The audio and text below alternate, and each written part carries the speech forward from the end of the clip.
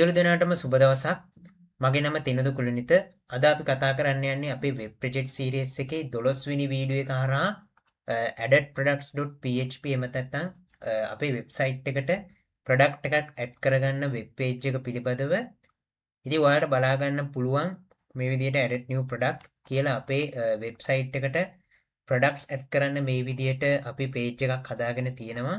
ඉතින් මේ පේජ් එකේ අපේ ප්‍රොඩක්ට් එක ඇඩ් කරද්දී ඒ ප්‍රොඩක්ට් එකට අදාළ කැටගරි එක, ඒ වගේම මේ ප්‍රොඩක්ට් එකට අදාළ බ්‍රෑන්ඩ් එක, ඒ ප්‍රොඩක්ට් එකට අදාළ මොඩල් එක, ඒ වගේම මේ ප්‍රොඩක්ට් එකේ නම, කන්ඩිෂන් එක, කලර් එක, ක්වොන්ටිටි එක, ඒ වගේම මේකේ කොස්ට් එක, ඒ වගේම මේකේ ඩිලිවරි කොස්ට් එක, ඒ වගේම මේ ප්‍රොඩක්ට් එකට අදාළ ඩිස්ක්‍රිප්ෂන් එක සහ මේ ප්‍රොඩක්ට් එකට අදාළ ඉමේජස් ඇඩ් කරගන්න පුළුවන් විදියට අපි අපේ මේ වෙබ්සයිට් එක හදාගෙන තියෙනවා. ඉතින් අපි බලමු කොහොමද මේ වෙබ් පේජ් එක හදාගෙන තියෙන්නේ කියලා. හරි. ඉතින් මේක තමයි අපේ added-products.php ෆයිල් එක. ඉතින් අපි සාමාන්‍ය විදිහටම මේ ෆයිල් එකටත් අපේ bootstrap වගේම අපේ style.css වගේ ෆයිල් ලින්ක් කරගෙන තියෙනවා. ඒ වගේම අපේ navigation bar එක ලින්ක් කරගෙන තියෙනවා. ඒ වගේම ඒ අදාළ කරන details identify කරගෙන මේ වගේ text දාලා තියෙන ඔයාලට බලා ගන්න පුළුවන්කම තියෙනවා.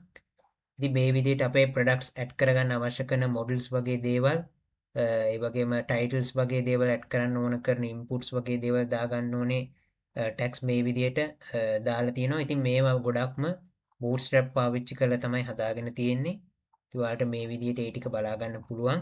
ඒ වගේම විශේෂම දේ තමයි අපි මේ හදාගෙන තියෙන වෙබ්සයිට් එක ගොඩක් හොඳට responsive කරලා තියෙනවා. මෙතනදී ඕනම ඩිවයිස් එකකට යනකොට ඒ ඩිවයිස් එකට අදාළ ස්ක්‍රීන් සයිස් එකට ගැලපෙන විදිහට අපි මේ විදිහට අපේ වෙබ්සයිට් එක හොඳට රෙස්පොන්සිව් කරගෙන තියෙන ඔයාලට මේ විදිහට බලා ගන්න පුළුවන්. හරි, ඉතින් ওই විදිහට තමයි අද අපේ වීඩියෝ එකෙන් added-product.php කියන අපේ වෙබ් පේජ් එක පිළිබඳව කතා කරේ. ඉතින් ඒකේ ඩිසයින් එක ගැන තමයි අද අපි බැලුවේ. ඉතින් අපි ඊළඟ වීඩියෝ එකෙන් මේකට අදාළ process එක කොහොමද සිද්ධ වෙන්නේ කියලා බලමු.